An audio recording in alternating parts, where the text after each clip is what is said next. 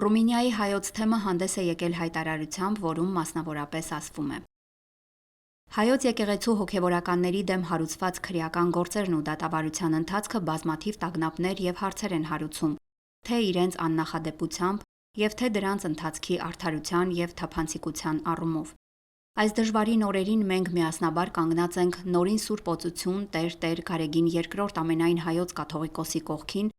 մեր հոգևոր եղբայրների եւ մեր հավատացելոց կողքին, զորացնելու մեր եկեղեցու առաքելությունը, հեռու անելու մեզանից ամեն պառակտում եւ ամրապնդելու սերն ու միաբանությունը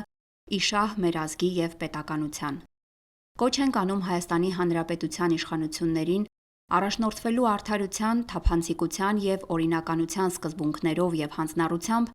հանդեպ հավատքի ու հայրենասիրության այն անխախտ արժեքները, որոնք դարեր շարունակ ամրացրել ու պահպանել են մեր ժողովրդին։ Խստորեն դատապարտում ենք Հայաստանի Հանրապետության իշխանությունների նման գործելակերպը եւ մեր աղոթքն ու եղբայրական զորակցությունն ենք հայտնում Արագածոտնի բարեջան առաջնորդ Տեր Մկրտիչ եպիսկոպոս Պռոշյանին եւ Թեմի քահանայաց դասին, ինչպես նաև ամիսներ շարունակ կալանքի մեջ գտնվող Տեր Միքայել arczepiskopos Աջապահյանին, Տեր Բագրատ arczepiskopos Գալստանյանին եւ բոլոր քաղբանդարկյալներին վերստին հորդորելով. հույսով ուրախացեք, նեղության համբերեցեք, հաճախակի աղոթեցեք, նշված է հայտարարության մեջ։